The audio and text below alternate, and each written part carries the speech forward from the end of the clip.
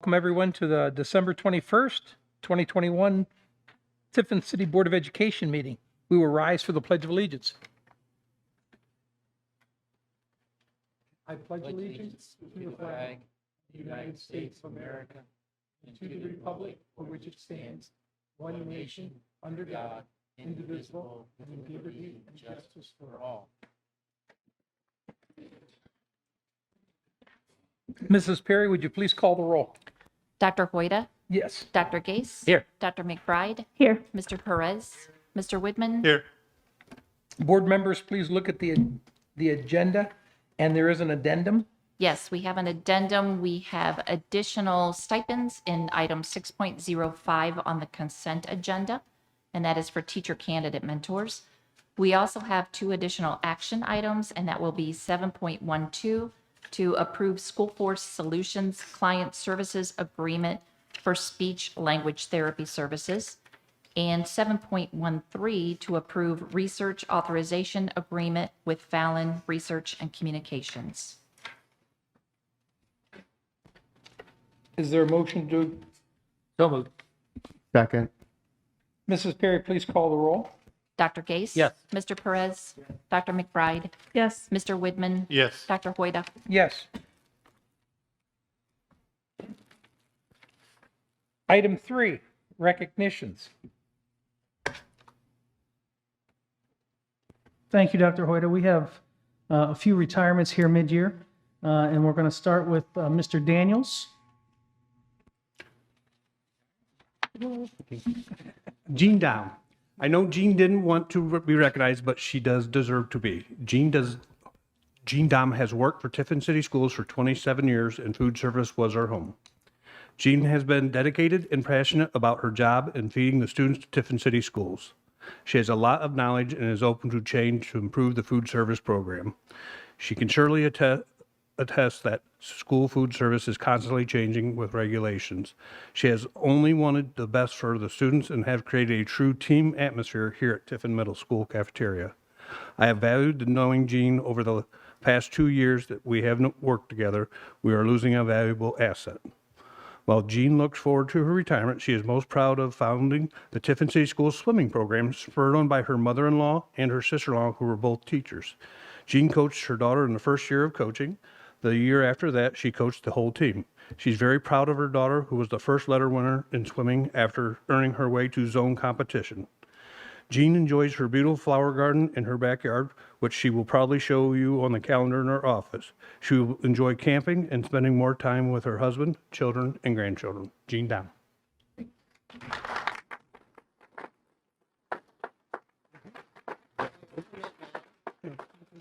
Thank you. Thank you. Thank you.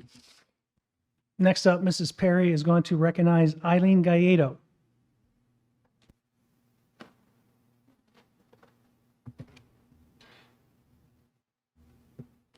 I'll try to do this with no tears. Eileen Galledo has been an accounting clerk in the treasurer's office for 7.5 fiscal years. She was formerly employed at the North Central Ohio Educational Service Center and Old Fort Local Schools, where she worked in their treasurer's offices for more than 18 years until Old Fort consolidated with Bettsville. Fortunately for both of us, she was able to bring her experience to Tiffin City Schools on July 1st, 2014, when a payroll position became available at just the right time. Her extensive knowledge of school accounting made her the perfect fit for the job.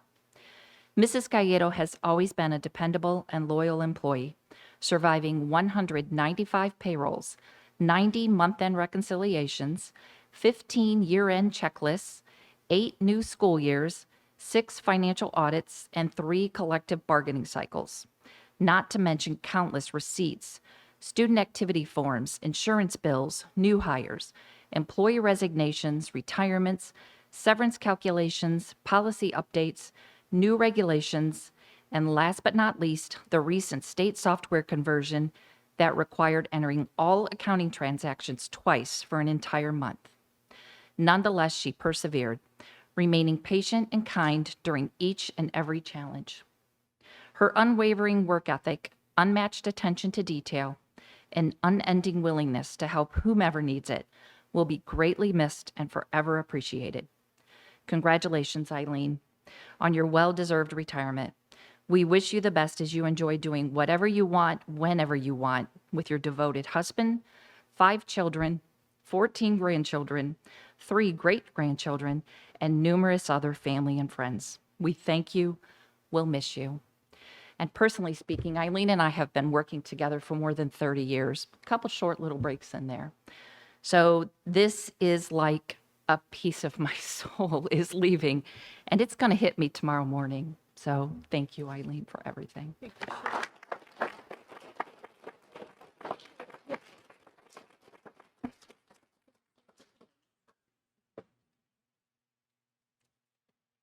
I hope you don't mind if I just say a couple words. Hopefully I can get through this without too many tears.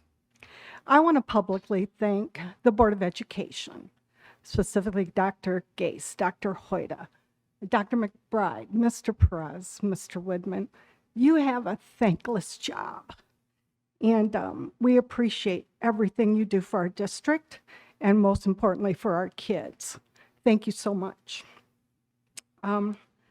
Dr. Zoller, you put your retirement on hold to come to our district and help us out, and we appreciate that so much. So thank you. And Mr. Bose, you greet me every morning with that smile and word of encouragement, have a great day, good work, whatever. And again, I'm going to miss that. Thank you so much. And Scotty, Mr. Daniel, you make me laugh every day. And that makes me want to come to work. I appreciate you, appreciate everything you do for our grounds, our buildings, the whole school. Thank you, Scott.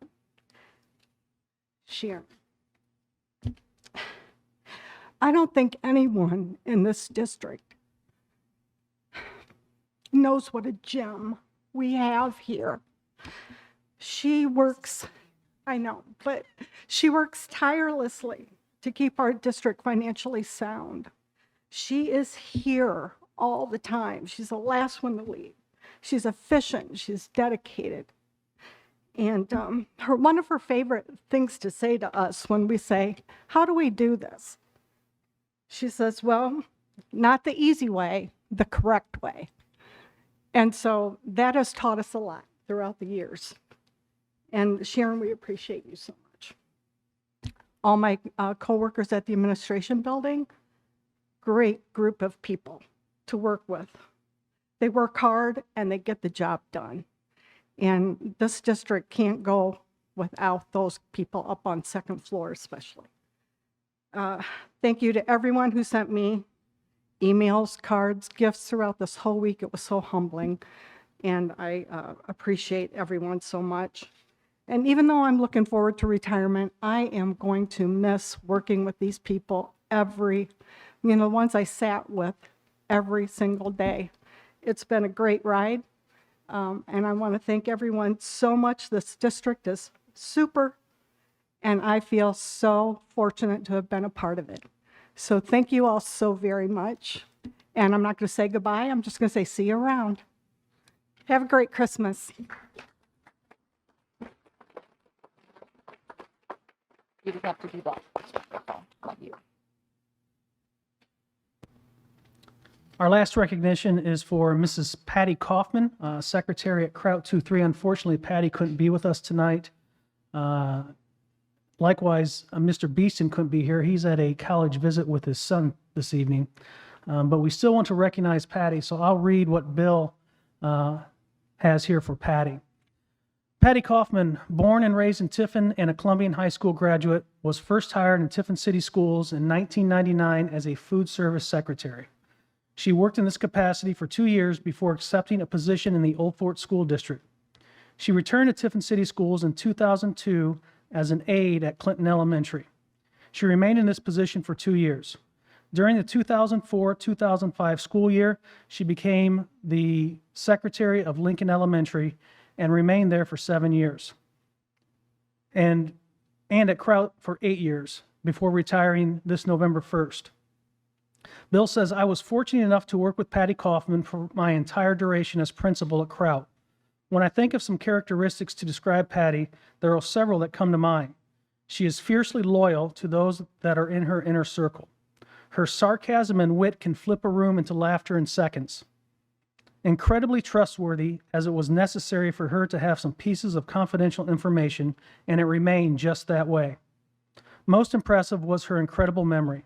Remembering family connections from her early days at Lincoln allowed us to make connections with current students and their families at Kraut that allowed those students to succeed. She exemplified an old school thought of whatever it takes when it comes to getting work accomplished, no matter the conditions, with no excuses. But above all, the care, love, and support that she gave every student, parent, grandparent, community member, and staff member that came into Kraut Elementary was always welcoming and put their needs above all else. Family is Patty's #1 priority, and in her retirement, she'll be spending more time traveling with her husband, Rick, and with her son, Tyler, and his wife, Megan. You'll also likely hear her singing some weekends in the church choir, except it's not the church choir you may be thinking of. The church choir is the name of the fan club for country superstar Eric Church, and Patty is likely the #1 fan and will be attending several of his concerts. She often joked about finding a way into his road crew. Bill says, I personally want to thank Patty for all of her contributions to me in my transition to Kraut 2-3 7 years ago. And what could have been a difficult and challenging start was smooth and seamless.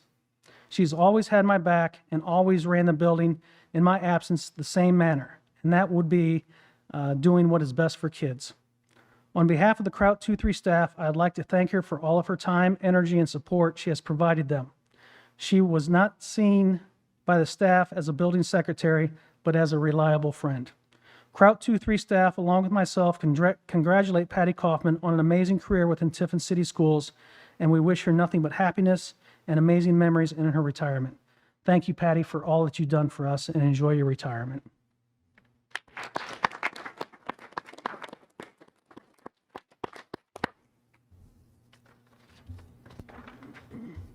Okay, we've got a couple board members that we want to recognize tonight as well. So first of all, let me start with Dr. Jeff Hoyda, our current school board president.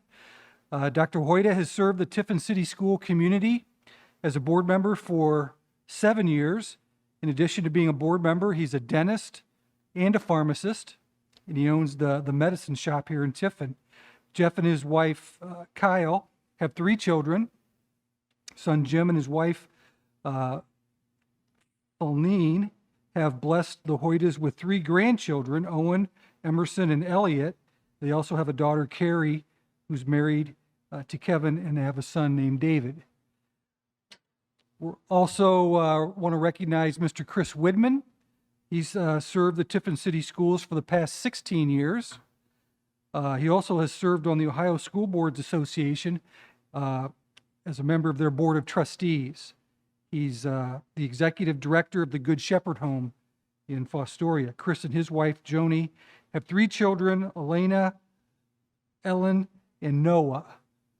And I'd just like to say a few words about both of these school board members tonight, because I think the words apply to both of these individuals. But I would just like to sincerely thank both Chris and Jeff for their many years of service on the Tiffin City School Board of Education. You know, being a school board member is a very difficult job under good circumstances.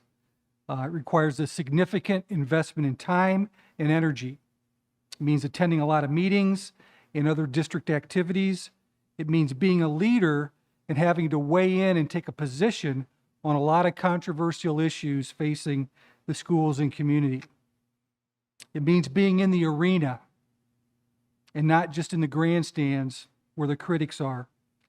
When you factor in some of the challenges the district has faced in the last several years, it makes the job even tougher. In education, the job is never complete. There is no finish line.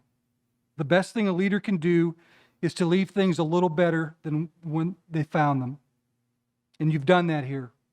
Both of these individuals have provided exemplary service and are leaving the schools well positioned for future success. So on behalf of our students, faculty, staff, and administration, I want to thank you for your time, dedication, and service to the students in the Tiffin City Schools. Congratulations on a job well done, and best wishes for whatever's next in your future. Let's give them a round of applause.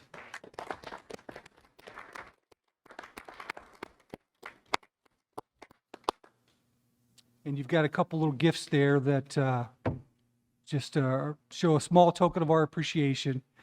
And if the board could stick around after the meeting tonight, I'd like to get a picture of everybody one last time. So thank you. Thank you, Dr. Zoller, for those kind words. Moving on to item 4, committee reports. Business Advisory Council, Dr. Gase. The Business Advisory Council did not meet since we meet quarterly, so our next meeting, I believe, will be February.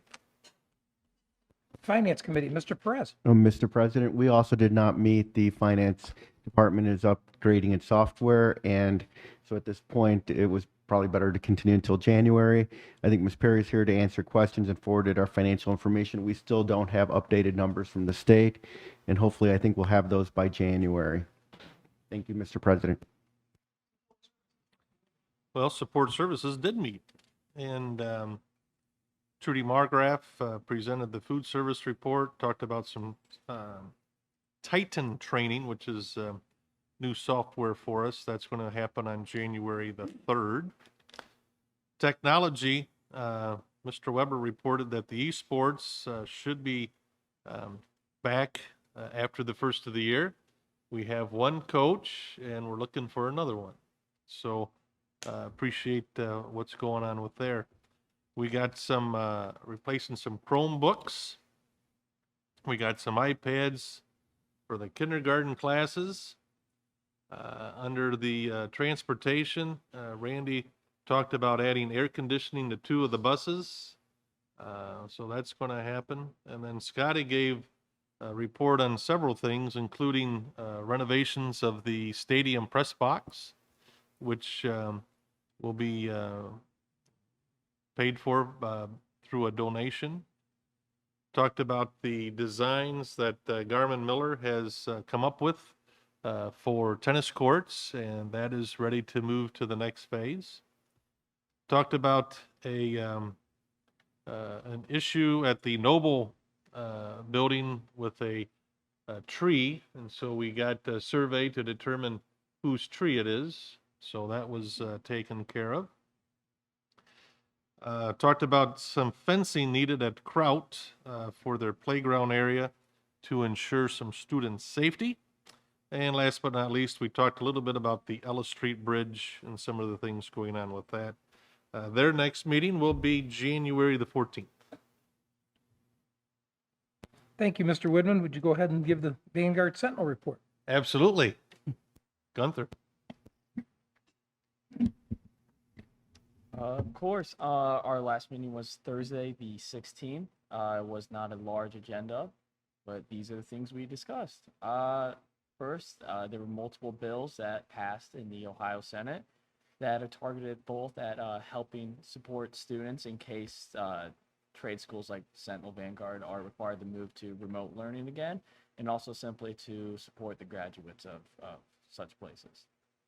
Like most months, there were various donations to support Vanguard Sentinel, and most notably this month, there were 2 high-value cameras donated for the digital media program. One notable topic of conversation for this month was the resignation of the public safety instructor within the school. Currently, qualified subs are rotating in, but long-term subs are being pursued. The financial report primarily discussed the reasoning for variations in the financial predictions, but eventually they came to the conclusion that there was nothing of concern. That's all I got. Thank you, Gunther. Student Representative Report, Mr. Cole Newlove. Hi, I'll be reporting on the Washington building. Current enrollment at Washington is 380 this year. Enrollment has increased by over 100 students from the last year due to students returning from Tornado Academy and a very large kindergarten class. There are currently 7 kindergarten classes with 25 students and 1 with 26. First grade is averaging 22. There have been several students with significant special needs enrolled this year, which has required the addition of 2 new special needs aides. Washington has hosted 1 family night so far this year. 44 families attended. The families that attended created reading and math games they're able to keep and continue to play at home. Next family night is January 21st from 6 to 7 and will be a family movie night focused on a snow theme. We also have 2 others scheduled for March the 10th and May the 5th.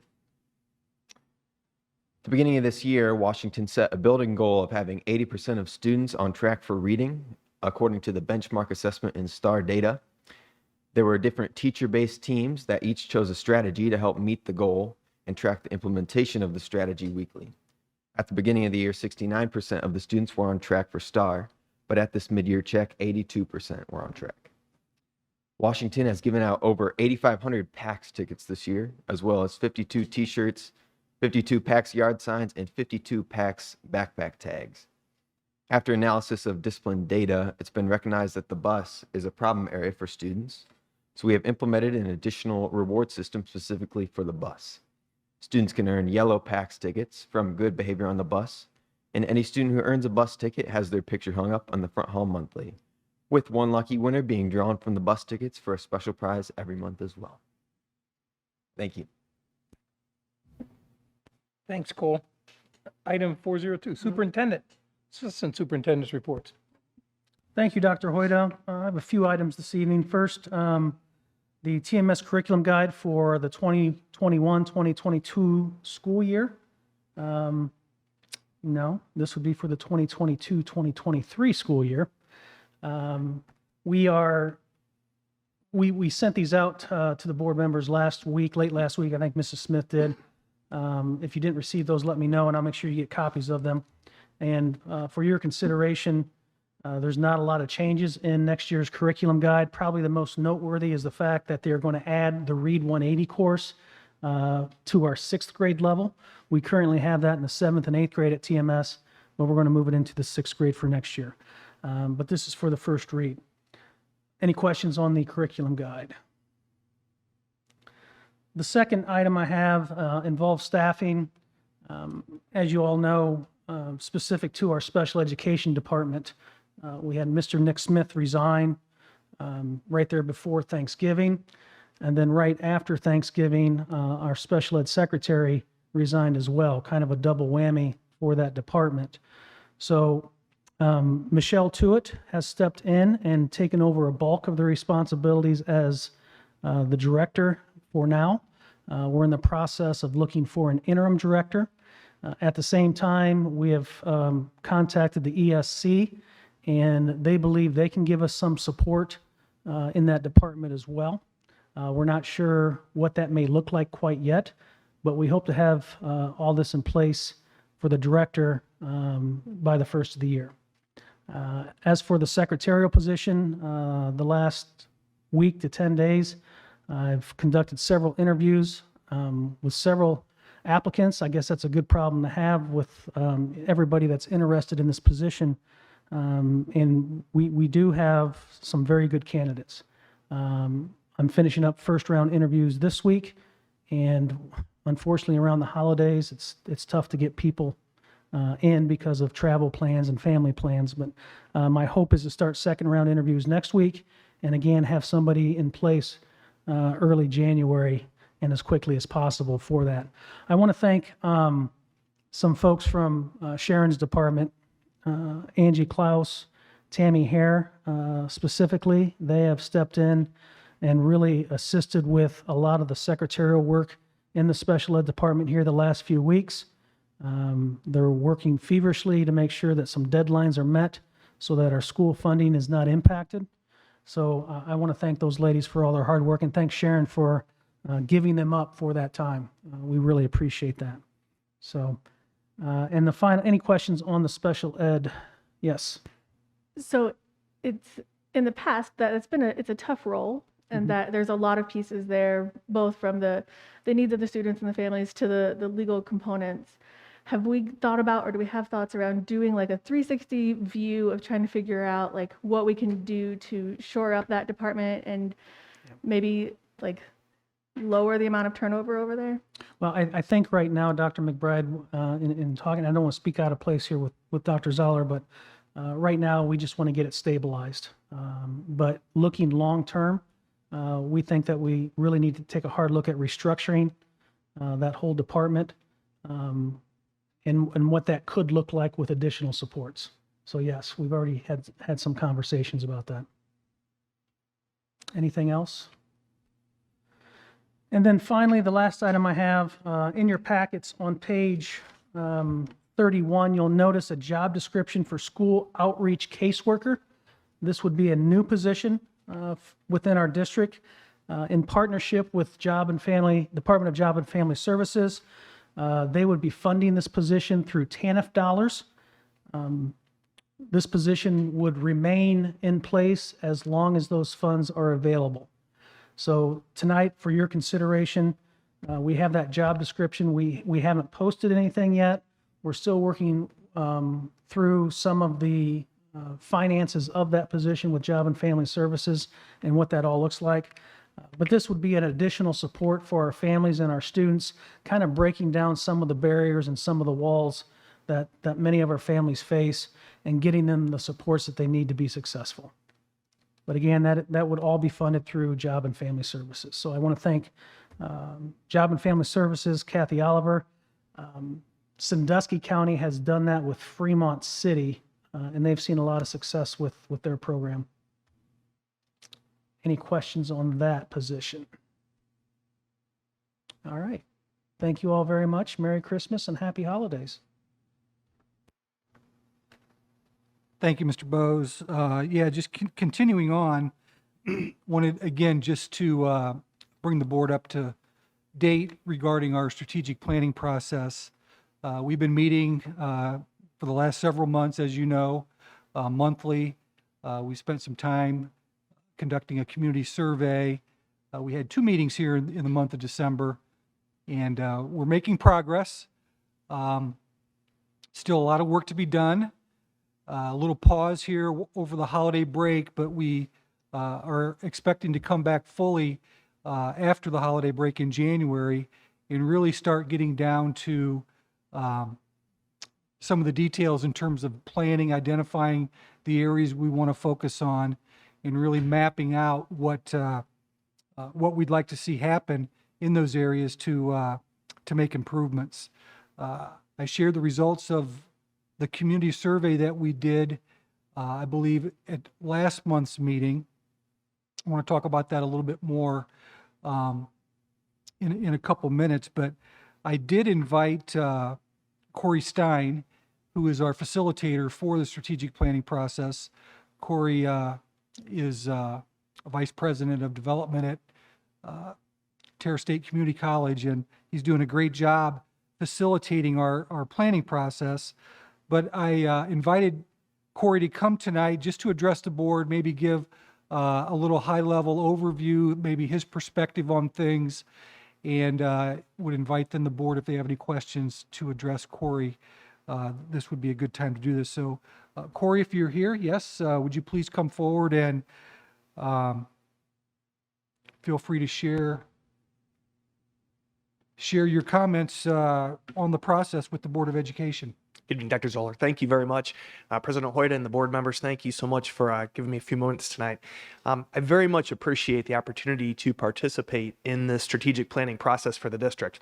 And I wanted to start out by applauding the board and Dr. Zoller for doing this, because Tiffin City is a district that is not being compelled to go into strategic planning, but is choosing to do so to improve and to grow this district and better serve the students in the community. And that's very notable. Strategic Planning Advisory Committee has indeed met 3 times beginning in October, and we're having some very real conversations. And we've taken an approach of an appreciative inquiry approach with this to look for opportunities for this district to grow and improve. And while there are a number of initiatives that are required by the state of Ohio to serve, there's great opportunity for the way in which that's done, the way in which new services can be grown, and then the strategic planning for the areas that will occur and how to do that. Some of the comments that have come out, I want to assure you, have reflected some of the current events over the last couple of years, people's concerns, the perceptions in the community, and an appreciation for what is occurring positively in the district. So I very much appreciate Dr. Gase and Dr. McBride's participation in these conversations, and wanted to thank you for allowing an open atmosphere at these meetings where people can truly express what they are concerned and what their hopes and dreams are for the district.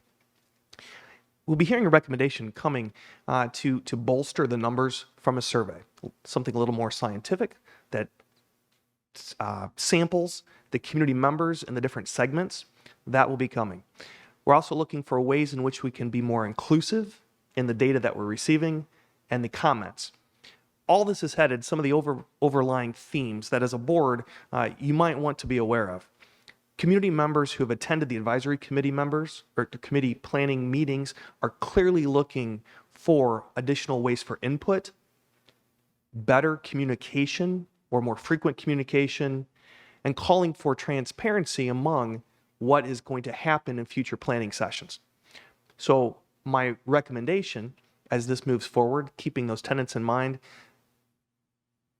this will be very important in the way in which the future planning occurs, so that those items are there, so that the community truly understands the inner workings, for example, how the sausage is made. So again, I just wanted to thank you. Dr. Zoller did indicate there is quite a bit more work to do, more community members to get involved in different elements yet to explore as far as what services, prioritization of services, what can be done, who can be partnered with, and the outcomes, of course, and the metrics that go behind all of this. So it's going well so far. It's early in the process. So thank you for the opportunity, Dr. Zoller. Thank you, Corey. I don't know if any board member has a question for Corey. I do have a few more things I'd like to share regarding strategic planning, but if you have a question, yeah. I was just going to ask for a timeline on this for the other board members as well that are coming on. What you foresee as your timeline for this? We'll be working on strategic planning through the spring. I would envision our goal would be to have something to the Board of Education the end of February, sometime in March. Obviously, we would, our intent is to be able to use the strategic planning, the outcomes of the process to help plan for the next school year and provide a roadmap for the types of changes we may want to implement and just really the direction of the district for the future. So this will be taking place through the spring. I'm hoping, by March, we're able to really kind of finalize the plan, bring it to the board, hopefully get approval so we can begin implementing it later this spring and then into the next school year.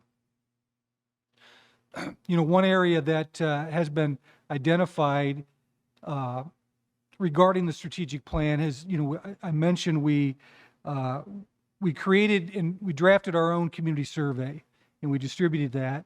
And we got a lot of good feedback. Unfortunately, we didn't get the response that we'd like to have had from the community. And so the committee has spent a lot of time talking about what we can do to solicit more community engagement in the strategic planning process. And we're working on a number of initiatives that will begin taking place in January. There was a lot of conversation as well about the overall quality of the survey that we created. We did it on our own. We did the best we could. And again, I believe it gave us some really solid feedback and information. But, we're well aware that it was not a professionally drafted survey process. It doesn't have the kind of reliability that a scientifically constructed survey would have. The validity is not there. We had 130 responses. Many of those responses were from employees of the district. So we know there are other stakeholders in the community that didn't get a chance or have not chosen to participate in that process yet. So through conversations with the committee, I suggested that we consider bringing in a professional survey and research organization to help us with the survey. I've worked with Paul Fallon and his company for a number of years in the 2 previous districts that I served in, and I found the quality of his work and the outcome of his work through the survey process to be very well received, to be exceptional, and to really help the districts in the planning process. I believe Tiffin City Schools are at a point right now, as we're getting into the strategic planning, that could really utilize a solid survey as part of that process. And so you'll see a recommendation on the agenda tonight in the form of an addendum that I'm recommending that the district partner with Fallon Research and Communications Incorporation to provide services to create, draft, and implement a survey on behalf of Tiffin City Schools. We had quite a bit of discussion with our strategic planning committee about this. I've invited a member of my strategic planning executive committee to come tonight. Mr. David Zach is in the audience, and David volunteered to come and speak to the board as a representative of the advisory group in general, and really kind of let the board know that it's the will of the entire strategic planning advisory group that the board engage with this company in the drafting of this survey. So I'll let Mr. Zach speak to that a little bit, and then we can have a little more time for your questions. So, Mr. Zach, thank you for being here tonight. Really appreciate your participation in the strategic planning process and willingness to come in and really represent the team to the Board of Education. Thank you, Dr. Zoller, Superintendent Zoller, President Hoy, and the rest of the board. It's a pleasure to be here tonight. I enjoy being a part of this community. I enjoy being a part of what the schools are trying to do, which is to really provide education and to raise the children. And it really is a foundational bedrock of the quality of life and what it means to be in this community. Personally, I have participated, volunteered time on levies. I've written letters in the paper in my professional capacity supporting the schools because I fundamentally believe that they are an economic development driver and one of the critical components. I know you all believe this as well. So we're comrade in arms, as well as the people in the audience and the people who are involved with the school. So as one of you in that sense, I am appreciative. I want to echo what Corey Stein said about, I appreciate the board as any good, as well as the administration, continue to work on how do we get better, right? Every good organization, the schools have so many good things going, but how do we get better? How do we get more resources into the hands of the teachers, the staff, and the kids to do more than what we're doing? And so I think we're all trying to work at that. So it was an honor to be asked to be part of a much larger group, more than 20 people. Dr. Gase and Dr. McBride-Kleiner are part of that group, but we have parents that are involved. We have Sean Murphy is a part of it, and other people with the administration, but teachers, parent advocates, community leaders, other people who've been associated with the district in years past. So I think it's a really good representative makeup of folks. But we know we are a group, and we are a planning and advisory and strategic group, but we are not the community. And so we're excited to go through this strategic planning effort, because I think I and other members of the group believe, like Eisenhower said, that plans are worthless, but planning is everything. And what that means is having a document doesn't really mean diddly squat in and of itself. How did you get to that document? What does it represent? And I think the people who are part of that committee care enough about the schools to have a serious discussion last time to say, okay, we did this survey. It had a lot of great information in it. We got 130 responses.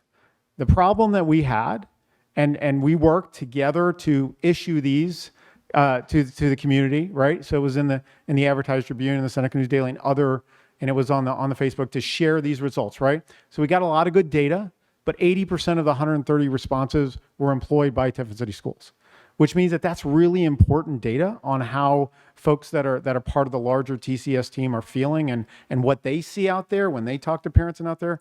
But 26 people does not really represent the community and what they think. How on earth, we felt as a committee, can we make educated, pun intended, decisions on the future of the district for the next 3 to 5 years without knowing what the broader community thinks?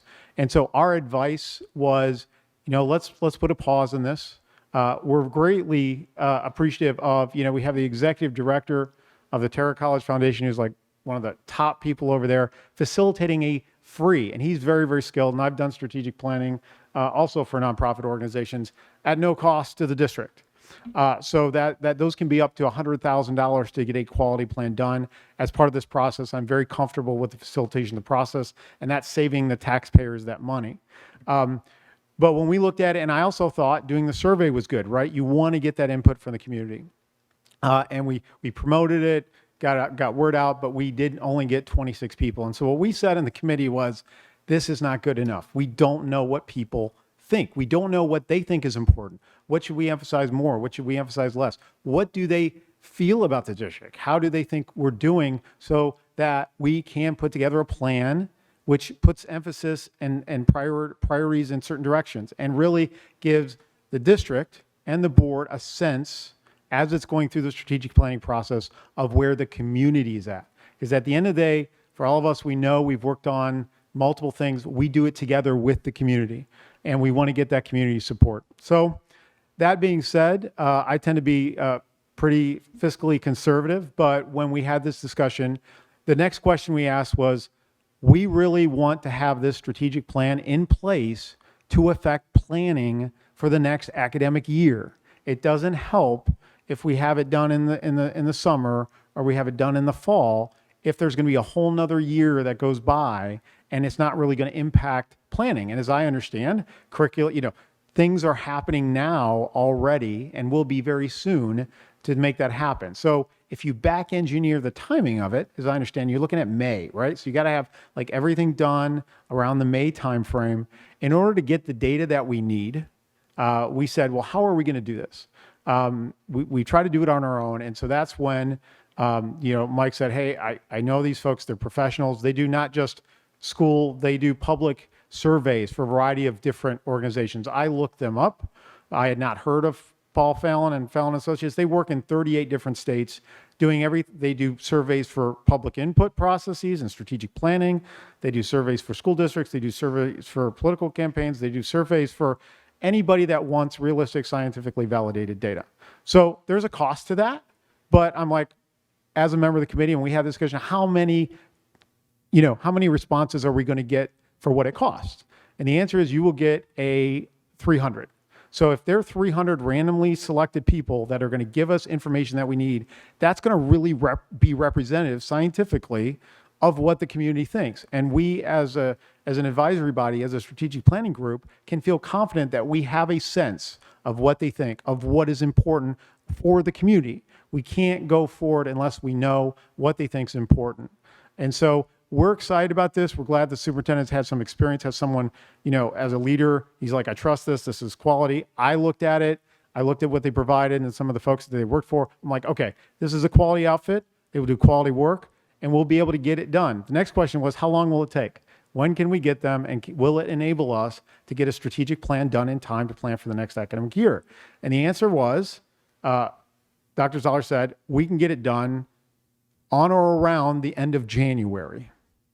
Or beginning, and even if you push out beginning of February, that works. And that's why you bring in hired guns. We try to do it ourselves. I believe in being responsible with taxpayer dollars, right?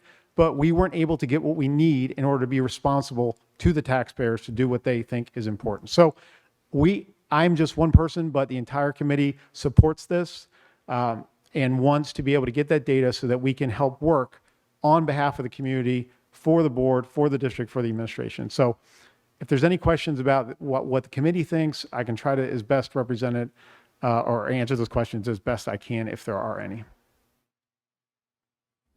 Thank you, Mr. Zach. Okay, thank you so much. Anything more, Dr. Zoller? I don't believe so. Again, we're excited to be moving forward with the process. I think, again, just to refer back to the survey, which is being recommended tonight, I really believe that this is going to be critical information and data for the district that they can use for years, really years in terms of planning. So there is a cost associated to it. I think, however, I think it's a good investment and will pay dividends down the road for the future. Thank you. Mr. Daniels. Yes, I'd like to report we have 3 things on the board agenda tonight for the Ellis Street Bridge project. One is the 8-foot strip of land that we need to buy, or we're selling for $1 to the city so they can build a new bridge. The other 2 are leases for 1 year where they can use the land, one to build cofferdams down into the river so they can work off of them for the construction of the bridge. And the other one is for staging of equipment and material for the bridge for 1 year. Any questions on the Ellis Street Bridge project? No, just I think my thanks to you and Mr. Watson at the city for working on this, to making sure that this can get done in a way that's efficient for both of us there. Yes, it's definitely been a couple of years in the making. And the second thing I had tonight was the Krell Elementary fence. We originally, Mr. Beeston's request was just to do the playground itself. But after meeting with the fence company, Mr. Beeston, Greg Bogart, and myself, we discussed, all winter long sometimes, and when it's raining, the kids are stuck on the blacktop. So at that point, we decided we were going to fence in the blacktop area on the east side of the building to help so the kids always have a safe place to run. We definitely have some kids that moved up from Washington, which we fenced in for safety reasons. Now they're at Kraut, so it's time to do that playground too.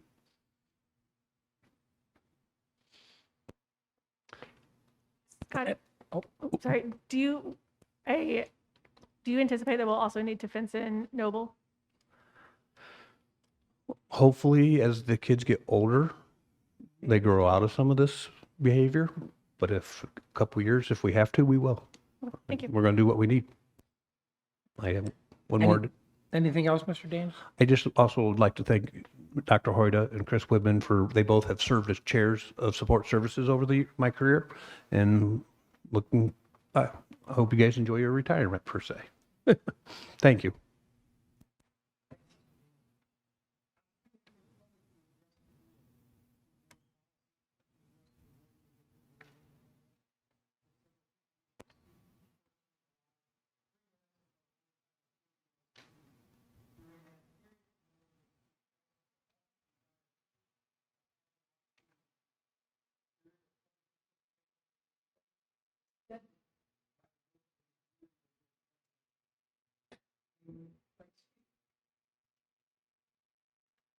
Good evening. I'm here tonight to represent Tiffin City Columbian baseball parents. I've been asked by several baseball parents to address this group, more so about our concerns about being into January and not having a baseball coach. We have a group of seniors that deserve to have proper leadership. They lost their sophomore year due to COVID. So we, as a parent group, are very concerned that we want them to be taken care of during their senior year because of what they've already gone through. The issue is that we know as a group that there have not been very many quality candidates that have applied for the job, but we did want to put our support behind Mr. Kurt Malott. We believe that the things that we want out of a coach, Kurt represents those: a good family man, a Christian man, a high baseball IQ, someone who cares about the kids, someone who is from our community, someone who will put the effort forth to make sure that not only will the baseball program be represented properly on the field, but they'll be taught wonderful and the perfect way to act as men off of the field as well. And so as a parent who does have 2 athletes in the program, it is my belief that he does possess all of the qualities that we do look for in our coaches. And I do believe that his time away from being the coach from a few years ago has helped him have a better vision of what he can do with the student athletes and how he can best represent Tiffin Columbian and its baseball program. But more than anything else, I will say this personally, as a lot of parents have addressed this with me, we have a very talented and very wonderful group of young men that deserve to be led by someone who is a baseball man, by someone who understands the game and can teach the game properly. And we believe that Kurt is capable of doing that. Thank you. You forgot to state your name and address, please. My name is Darby Rogo, and I live on 1901 East County Road 36. Thank you very much. Anyone else?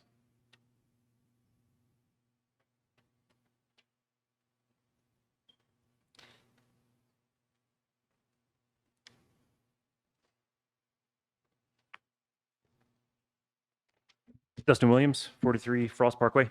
First of all, Dr. Hoyda and Mr. Widman, thank you. It's a little odd that Board Appreciation Month is January after we lose two of the board members. So thank you for your service, particularly Mr. Widman. I know it's been I think 16 years. Is that correct? So thank you. I had a few concerns about some of the recent threats at the district level. I think in the last couple of weeks, there's been 3 separate threats. Is that correct? Is it, Dr. Zoller, is it 3? Yes. Okay, thank you. So I think the concern, that I have as a parent is not that maybe not all information is shared with everybody, right? There's certainly a criminal aspect to this, and not everything can be just openly discussed. I think my biggest concern is the communication and the lack of consistency. I thought it was interesting that within a week there was a middle school incident and a high school incident, and they were handled extremely differently. Now there's an aspect of it. One of them happened at I believe is 7 or 8 p.m. at night. And the other one happened in the morning, shortly before school. So certainly the timing affects the handling of it. But I think even if you look at who is sending the message and how the message is sent, it's just the juxtaposition of those is odd. One is a person on a recorded message, certainly, but it's a person speaking to parents in the district. The other is a recorded voice. It's text to speech. It lacks emotion. Right. And these are fearful things for people. And I think some of the feedback that I received was about, people spreading rumors and gossip and assumptions on things like Facebook. And it's unfortunate, but it's the reality that we live in. It's I guess you could call it the new water cooler, right? It's how people gather around when they don't have enough information or any information, or they're in fear. They reach out on the communication channels they have. We don't gather at the coffee shop anymore, right? We don't gather at the bridge club or wherever, in the past we've gathered. We go to Facebook and Twitter and Instagram or wherever else. And I don't believe we as a district are properly responding to the fears of parents. If you look at these two buildings, the high school just up the hill and the middle school right here, there was a lot of parents who were afraid of their kids walking past one of the buildings that had an active threat against it. And I don't think as a district we addressed that, right? We sort of let it linger. We knew the comments were out there, but we didn't take the initiative to follow through on those things. We did after the fact. But in the moment where parents were scared and didn't know what to do, we did not tell them what we thought the best thing to do was. Now we have to leave it up to them to decide if they feel it's safe to send their kids to school, but we can't have 12-hour gaps in communication. We can't do that, right? These are parents who are afraid. They don't know what to do. We have to guide them in those situations. There was questions about if it was safe to go to after-school activities, right? There was questions from people who had maybe someone in one of the elementary schools, but not the middle schools or the high schools. And they may not have even received the information at all. They were only hearing rumors, right? So we've got to do a better job with that. And I think the strategic planning, the feedback on that was communication. We continue to fail to get out of our own way on the communication problem. We're doing surveys to find out that people think we're bad at communicating. We already know it. We just need to fix the problem. So that was all. Thank you. Anyone else? We'll move into the consent agenda.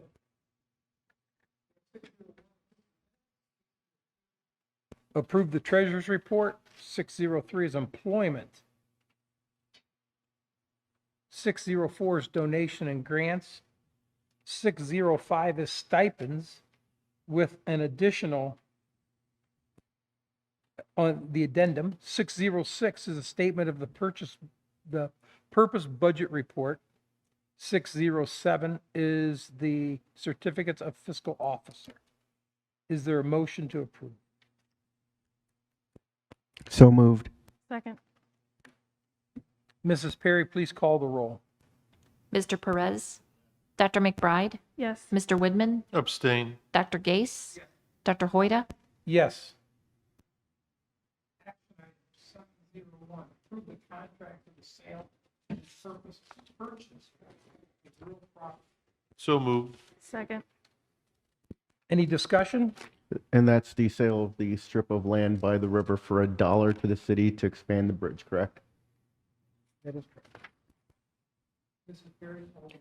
Mr. Woodman, Yes. Dr. McBride, Yes. Mr. Perez, Yes. Dr. Gase, Dr. Hoyda, Yes. 702, approve the temporary easement for the Ellis Street Bridge sidewalk project. So moved. Second. Any discussion? Mrs. Perry, please call the roll. Mr. Woodman, Yes. Mr. Perez, Dr. McBride, Yes. Dr. Gase, Dr. Hoyda, Yes. 703, approve the warranty deed for the Ellis Street Bridge sidewalk project. So moved. Second. Any discussion? Mrs. Perry, please call the roll. Dr. McBride, Yes. Mr. Perez, Mr. Woodman, Yes. Dr. Gase, Dr. Hoyda, Yes. 704, approve the updated Wheeler Pediatric Services Agreement.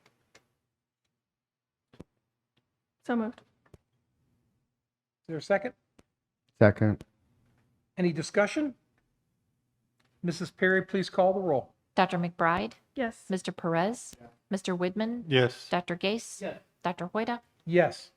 705, approve the updated NCO ESC TDC Education Services Agreement. So moved. Any discussion? Mrs. Perry, please call the roll. Mr. Woodman, Yes. Dr. Gase, Dr. McBride, Yes. Mr. Perez, Yes. Dr. Hoyda, Yes. Item 706, approve the 2022-2023 Columbian Curriculum Guides. So moved. Second. Any discussion? Mrs. Perry, please call the roll. Mr. Woodman, Yes. Dr. McBride, Yes. Mr. Perez, Dr. Gase, Dr. Hoyda, Yes. Item 707, approve an overnight wrestling trip. So moved. This is the first one. Yeah, this is the first one. It's already occurred. Right. Second. Mrs. Perry, please call the roll. Mr. Perez, Mr. Woodman, Yes. Dr. McBride, Yes. Dr. Gase, Dr. Hoyda, Yes. 708 is to approve the overnight wrestling trip, which hasn't occurred yet. Second. Any discussion? Good luck. Mrs. Perry, please call the roll. Dr. Gase, Mr. Woodman, Yes. Dr. McBride, Yes. Mr. Perez, Yes. Dr. Hoyda, Yes. 709, our organizational meeting. We have to have that by January 10th, correct? January 15th, January 15th, okay? which is a Saturday. All right. What date are you recommending? Well, we normally meet, which we haven't established this yet. We'll do that at the organizational meeting, but normally the fourth Tuesday is our regular meeting date. If you want to go 2 weeks before that on a Tuesday, that would be January 11th. I mean, it's, Larry's here, isn't he? Larry and Dustin are both here. We have to set the organizational meeting date, which is a date that y'all will both be present.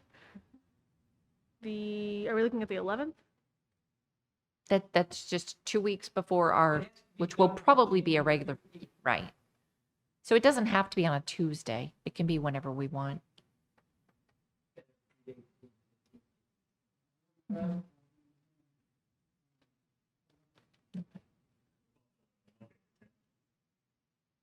Tenth works. Yeah. Dr. Beers? Larry, does the 10th work for you? So we'll have a Monday, Victor? January 10th at No, Victor, does that work for you? what time would you like?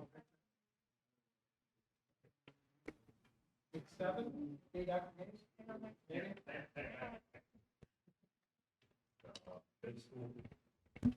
Sounds like that's the middle school choir concert That won't work. on the 10th. That won't work. Let's just go through the 12th. So when we get closer to the 15th, we get worried about snow because we have to have it done by the 15th, right? Correct. And there's no remote option anymore. Right. So do we want to go January 6th? Thursday the 6th? Is there a middle school boys basketball game here? Does that matter? In years past, we've held some of these organizational meetings at the administration building in the conference room Oh, okay, okay. or the third floor. And that's something else we'll need to decide tonight, the location as well. Date, time, and location. The 6th is fine with me. January 6th? Larry works for the 6th. Okay. Dustin, does the 6th work for you? Yeah, that's Okay. very good on the 6th. Yep. What time? Sharon or Dr. Zoller? I have no preference. It's a short meeting, 7. 7? 7? Okay. Yeah. And where do you want to have it? Here, if we can. 7 p.m. 7 p.m. You want to have it at the, you want to have it at the middle school? Yeah. That's fine. So we're going to be meeting January 6th at 7 p.m. at the Tiffin Middle School. And that does require a roll call vote. Exactly. I wanted to make sure that we knew what we were voting on. Thank you. I need a motion.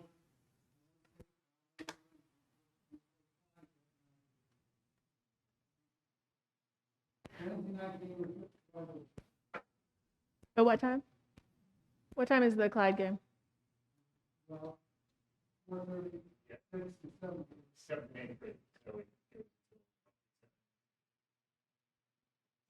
Be a great opportunity for board members to attend the basketball game. Are we okay with doing it here with the Clyde game as well? I think so. Yeah. Cool. So, January 6th, 7 p.m. at the Tiffin Middle School. Correct? Correct. Need a motion. So moved. Need a second. Second. Any further discussion? Mrs. Perry, please call the roll. Mr. Perez, Dr. McBride, Yes. Mr. Woodman, Abstain. Dr. Gase, Yes. Dr. Hoyda, Yes. Item 710, election of a president pro tempore. Any nominations? I nominate Dr. McBride. Any other nominations?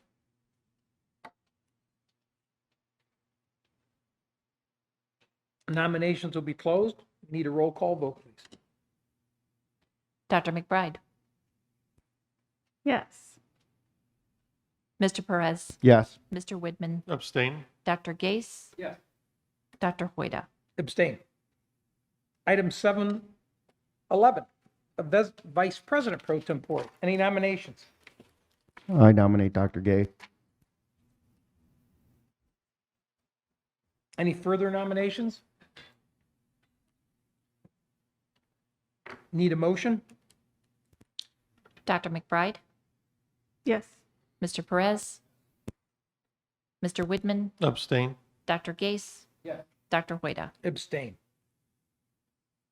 Item 8, the opportunity for the public to dialogue with the board.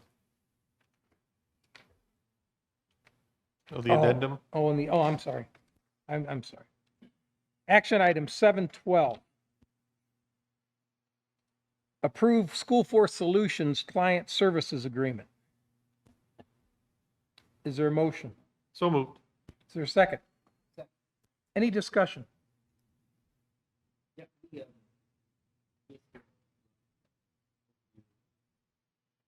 purpose and what the goal is here?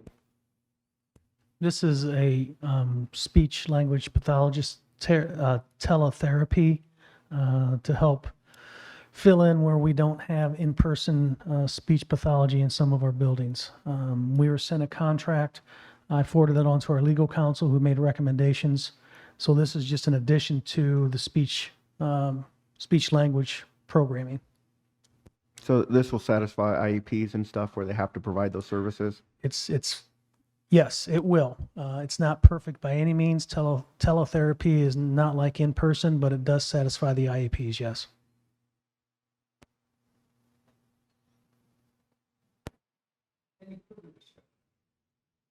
But I think in that regard, Mr. Bose, it's still just going to be a backup. It's not our primary way, correct? It's getting us through this year. Anyone else? Mrs. Perry, please call the roll. Mr. Widman? Yes. Dr. Gase? Dr. McBride? Yes. Mr. Perez? Yes. Dr. Hoyda? Yes. Item 713, approve a research authorization agreement. So moved. Second. Any discussion? I think this is what Dr. Zoller covered earlier. Mrs. Perry, please call the roll. Mr. Widman? Yes. Dr. McBride? Yes. Mr. Perez? Dr. Gase? Dr. Hoyda? Yes. Now we'll go to item 8, opportunity for the public to dialogue with the board.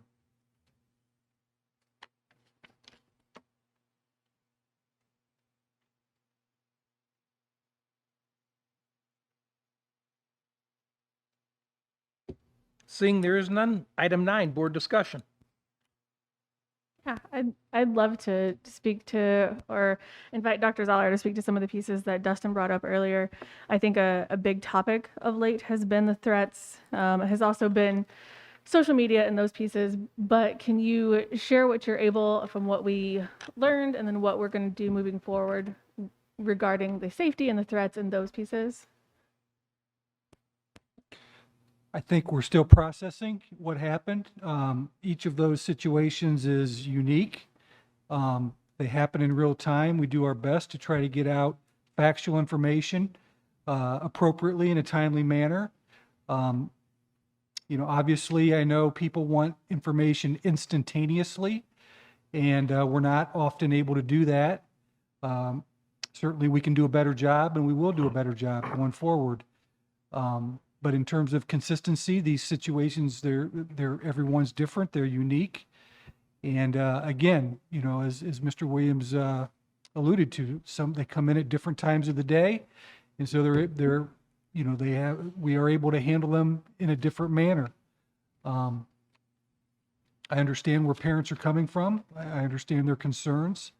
I can assure our staff, as well as our students and parents, that in neither of these situations were there any real risk to students or staff. These were calls that came in. They were investigated. Obviously, they were inappropriate. The students are being dealt with severe and significant consequences as a result of their behavior. They were threats, no doubt about it, but there were not any serious threats to anybody's health or well-being. That being said, communication is always can be improved upon, and we'll certainly take this as an opportunity to reassess all of our safety protocols and communication messaging going forward. I think, Dr. McBride, if I may, first of all, I don't want to interject something, but thank you, Dr. Hoyda and Mr. Widman. It's just been a pleasure serving with both of you. Dr. Hoyda, thank you very much for this year for serving on the board as president and stepping up. I think the district has, grown because of both of you. And I thank you guys for sharing your wisdom. And again, I know you're going to be part of the district and support us. But I think going back to what you're saying, I think there were several lessons. This was brought up, I think, by previous boards is, are we at some point that we need to have a public relations person? I think that's one of the issues we have is we have different buildings able to message themselves their own procedure, which is confusing for parents because everyone has their own policy. I would share what Mr. Williams said. I don't personally appreciate getting a robot call. And with something as sensitive as your kids, it kind of makes it feel less empathetic or whatever it is at that point to hear that robot voice. That at least it's not calming, it's not soothing, it's kind of like, well, it's programmed. Is that a program response? It was just a weird situation. I think I was lucky to, find out some more details that maybe you weren't, just because I knew some people. But the Wednesday thing at the middle school was earlier in the evening, so PD were able to address that. But just to see the way it blew up on the internet was crazy. And parents reaching out that they were frightened. Then we had the high school fight or whatever it was. And I think my concern there was, we have open lunch, and people brought up the open lunch again. Are we making sure that those kids are getting lunch, staying on our property, and not going other places, creating situations for us that place them at risk, or not creating goodwill? I mean, that's an issue too. And I think the students here could speak to that. But then that last incident was at 7:30 in the morning. We already dropped off our kids at the middle school. And the threat there was, I think at that point, I'm just amazed the way Tiffin, the administrators and PD were able to respond. But, that was one of the issues is, do we need a PR person to come in? It was all over different areas on Facebook. The students don't use that. They were using Snapchat apparently, but parents use Facebook. And they were using the Seneca County, whatever page where they report on crime, different pages. And the stories and rumors were just blowing up completely beyond anything that the district had been represented. But there's nobody there to respond. Is it appropriate for us to respond to that and say, no? Or the messaging, there's limits to what we can do. You're right. We gave the information we had. It wasn't the answer everyone wanted. Does that mean every building is safe? We can only say that the information we have has been checked out. You as parents have to use that information at that point. But, I think that it wasn't perfect. The staff did respond. You responded as well. The PD responded. But I think it's a learning experience that, unfortunately, this isn't something that's going to go away. And unfortunately, we're going to have to develop a plan to respond to this. But I think I would defer to you and the administrators and how to build a plan. But as a parent, I would say that, one, the robot voices just can't be doing that. You can't do that anymore. And two, it's got to be centralized in a way that it's a consistent message building to building. And then like Mr. Williams said, we got questions too, like, is the high school closed? Does that mean anything with the middle school? Does that mean anything with Kraut? And unless you're a parent that has kids in different buildings, you're not going to get that message. So that's my comments on that. So I think that it's important to really take a moment and recognize the stress that puts the entire district under when students, especially these that were unfounded, nobody was in jeopardy, nobody was at risk, but the intense amount of turmoil that it creates for the district, for the community, for our first responders. And I think that I'm really thankful for Tiffin PD and how they worked with us and with Dr. Zoller and all of our administrators. And I hear that we're going to learn from this, we're going to do better, we're going to shore some of these things up. But I also am curious what parents can also do. So like myself as a parent, but also as a board member, what ways can we help? I think the letter that went out addressing the TikTok challenges, which TikTok is the bane of my existence at this point, but what things can we also do, or what messaging can we be putting out so that it's a united front and it's a holistic approach to these? Do you have any pieces there that we can help with as board members or as parents? Again, I don't want to get into the conversation of telling parents how they should behave or interact with their kids. Certainly we appreciate their support. We want our kids to act responsibly. A lot of this behavior, almost, 100% of this behavior happens outside of school, unfortunately. Parents need to be monitoring and regulating what's happening with their students on social media. Parents need to be engaged with their kids. They need to be looking for signs. They need to be checking and monitoring what their kids are doing, how much screen time they're doing. Quite honestly, I think they need to be limiting screen time. But these are all things that are parental choices. Certainly, I think as a district, we're gonna regroup and we're gonna look at what type of educational opportunities can we provide parents to help better educate them with what's happening on these various social media sites. I'll be looking to see if we have any resources in the community that we can bring people in, have a seminar, have some parent, classes of some sort or fashion. Certainly, I'm not an expert in social media and the way kids are today, but I think it's not going away. Unfortunately, it is a distraction. When kids choose to post a message of this sort, it still puzzles me how in this day and age somebody can consciously write that message into a text message or post it on a social media site and think that it's never going to be discovered and nothing's going to happen to them. I just, here we are 20, almost 30 years after Columbine, and we're still having these conversations. And so, we need to work together, parents with the schools, and again, just try to do a better job in all these various areas. I think our teachers do a great job of building relationships with their kids in school.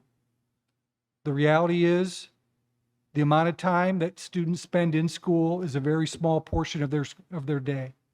The vast majority of the school day is spent outside of school. So we need the parent support. We just need to work together so we can do what we need to do in school to try to prevent this from happening. But certainly, I think a lot of this has to happen outside of school. And, our intention is to work with parents to try to help support them so that these types of things don't happen again, because it's incredibly disruptive to school, to our staff, to our educational process. And it's given everything else that's happening in our schools with COVID and just the disruption in our daily routines. This is just one more thing that really, it can be prevented. And if we can work together to prevent it, I think, again, that'll be in everybody's best interest.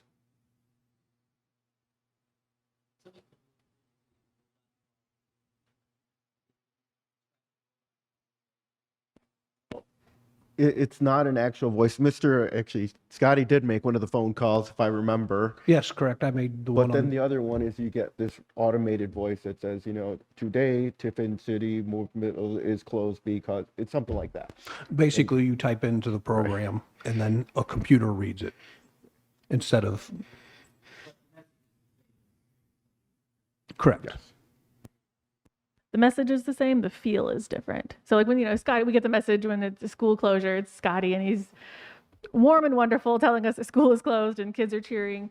But even when it was a threat and, you hear Scotty and you hear that warmth, or you hear Dr. Zoller, and it's very different when it's an auto call coming in at, 7 o'clock in the morning saying that school is closed because there's been a threat, or school is open because even though there's been a threat, I think it feels different. And one of the pieces that we haven't talked about is these threats weren't real. And I hope that we don't become desensitized to threats because we get so many fake ones. But there is a fear that is bred in that. And there is a fear that students are then sitting in class and our staff are sitting in all day that the what ifs happen and you start imagining those things. And so we do have to be mindful of that fear and how we help to calm the community fears, our district, our students, our teachers, so that we can reassure them that these are being looked at, that we're working with first responders, and that their kids are safe. I think that for Dr. Gates, one of the robocalls was the first one is not credible. So that I had parents going, I'm supposed to rely on the credibility statement of this like automated voice. I mean, it just kind of backfired, and it made people like, well, you know what? They couldn't even. I trust a person's voice more than I do an automated thing. So,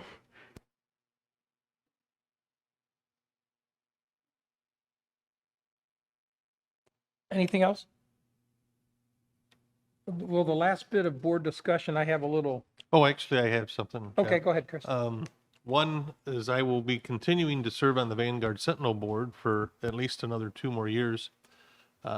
Reminder to the new board members that the Ohio School Boards Association is having a new member program in early January. I will be at that. My plan is to be at that meeting representing the Northwest region. Next year, I am the Northwest region president of the Ohio School Boards Association. And so there's many things going on with that group next year. And I'll continue to give reports on Vanguard Sentinel, or Gunther will be continuing to give some reports. So thank you. And one last thing, I had a professional speechwriter help me with a speech. And so I'd like to say, students, parents, faculty, staff, community members, and administrations, I would like to thank you for giving me the opportunity to serve on the Tiffin City School Board of Education for the past 8 years. During that time, the board faced many challenges. Some were reported correctly in the print and on social media.